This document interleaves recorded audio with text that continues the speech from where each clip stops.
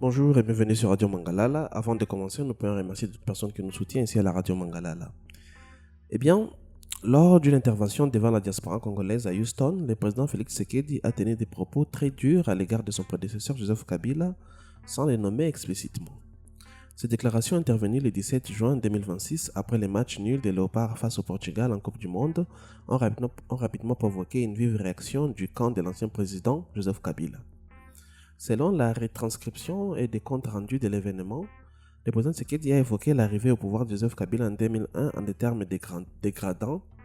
Quand nous avons dit qu'un chien pouvait nous diriger, nous avons ouvert la voie aux ennemis. Il aurait également qualifié implicitement l'ancien président des chiens qu'il pouvait exploiter.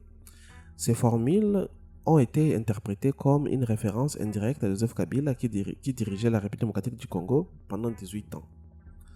Félix Tshisekedi a succédé à Joseph Kabila à l'issue d'une élection présidentielle de décembre 2018, marquant la première transition pacifique du pouvoir dans l'histoire post-indépendance du pays. Initialement, une coalition s'était formée entre les CAP pour le changement, CACH, et Tshisekedi et les Fronts communs, CACH de Tshisekedi et les Fonds communs pour le Congo FCC de Kabila qui disposait d'une majorité parlementaire. Cette cohabitation s'est toutefois rapidement dégradée à partir de 2020 avec la rupture de l'alliance et la formation par Tshisekedi de l'Union sacrée de la nation. Depuis lors, les relations entre les deux hommes et leurs camps respectifs n'ont cessé de se détériorer.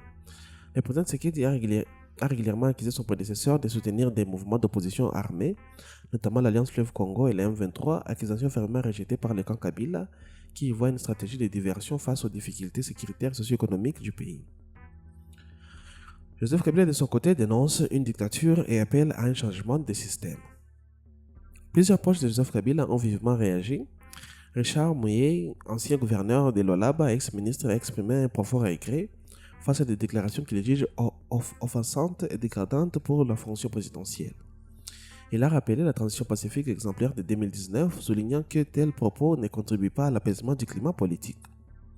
D'autres voix de l'opposition et de la société civile ont critiqué un discours jugé indigne d'un chef de l'État estimant que ternir l'image des institutions congolaises à l'étranger. A l'inverse, certains soutiennent le président Tshisekedi y voient une expression franche et d'un ressentiment accumulé et une mise en garde contre les ingérences présumées dans les affaires du pays. Cet incident intervient dans un contexte de fortes tensions politiques en RDC. Le pays fait face à une crise sécuritaire persistante dans l'Est avec les avancées de M23 et de l'AFC, tandis que l'organisation organise des manifestations et conteste la légitimité du pouvoir en place. Des appels à des marches nationales ont déjà été lancés pour les semaines à venir. Les observateurs soulignent qu'un tel échange verbaux risque d'aggraver la polarisation politique au moment où les pays auraient besoin d'une unité face aux défis sécuritaires, économiques et humanitaires.